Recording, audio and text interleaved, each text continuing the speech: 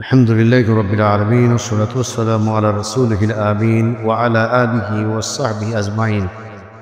أما بعد، فأعوذ بالله من الشيطان الرجيم. بسم الله الرحمن الرحيم. فمن كان يرجو لقاء ربه فليعمل عملا صالحا ولا يشرك بعبادة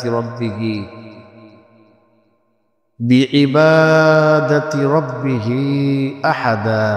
صدق الله العظيم وصدق رسوله النبي الكريم ونحن على ذلك من الشاهدين والحمد لله رب العالمين. সুপ্রিয় অনলাইন যুক্ত ভাই বোনদেরকে জানাচ্ছি আমার পক্ষ থেকে উষ্ণ অভিনন্দন। এটি বিষয় লক্ষণীয়, যেটা আমরা ইতিমধ্যেই খেয়াল করেছি। ফেসবুক এবং ইউটিউব এবং বিভিন্ন অনলাইনের যে মাধ্যমগুলো আছে সেগুলোতে আমরা অনেক সময় দেখে থাকি আমাদের যারা বিভিন্নভাবে ইবাদত বন্দিকে আমরা করি, তারা বিভিন্ন জায়গায় আমরা এগুলোকে প্রদর্শন ইচ্ছার মধ্যে নিয়ে থাকি।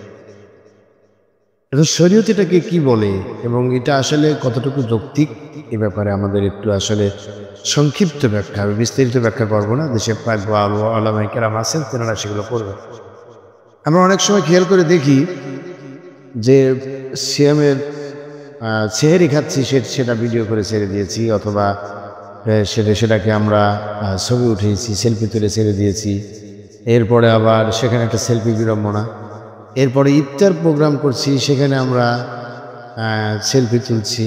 এরপরে আমরা কোনো কি বলে জুমার নামাজ পড়তে যাচ্ছি, সেখানে সেলফি তুলছি। তারাবি নামাজে সেলফি হচ্ছে, এমনকি ওমরা এবং হজে গিয়েও সেখানে সেলফির বিড়ম্বনা।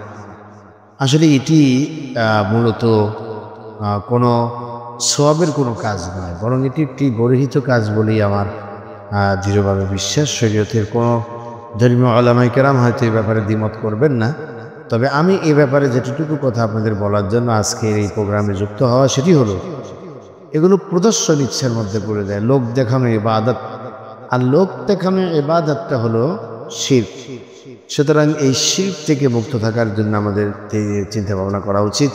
আমি যে আয়াতে কারিমা তেলাওয়াত করেছি কোরআনুল কারীমের সূরায়ে কাহাফ 18 নম্বর সূরা, এই 18 নম্বর সূরা থেকে আমি আপনাদের সামনে যে আয়াতে কারিমা আমি তেলাওয়াত করেছি, সেই তেলাওয়াতকৃত আয়াতের যেটা আপনাদের নাম্বার আমি বলছি, সেটি হলো 110 নম্বর আয়াতের অংশ বিশেষে আল্লাহ রাব্বুল আলামিন বলছেন যে তার রবের সাক্ষাৎ কামনা করে সে যেন সৎ কাজ করে এবং রবের ইবাদতে কাউকে শরীক না করে।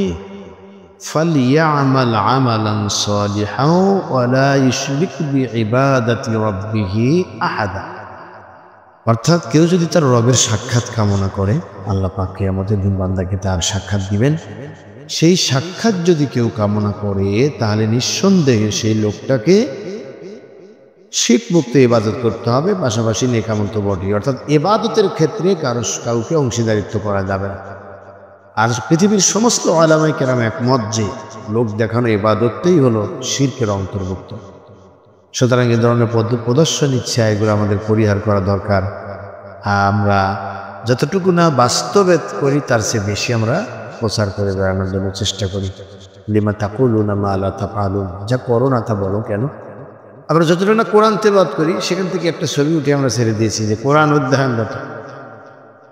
সুতরাং এগুলোর থেকে আমাদেরকে একটু হলেও চিন্তা ভাবনা নিয়ে চলা উচিত বলে মনে করি। আল্লাহ রাব্বুল আলামিন তার সান্নিধ্য লাভের জন্য যে ইলম এবং যে যোগ্যতা, যে আমল, যে কাজ আমাদের প্রয়োজন, সেই কাজগুলো যেন আল্লাহ রাব্বুল আলামিন আমাদেরকে করার তৌফিক দান করেন। আমরা বলছি আল্লাহুম্মা আমিন। আমা তৌফিকি ইল্লা বিল্লাহ। আসসালামু আলাইকুম ওয়া রাহমাতুল্লাহি ওয়া বারাকাতুহু।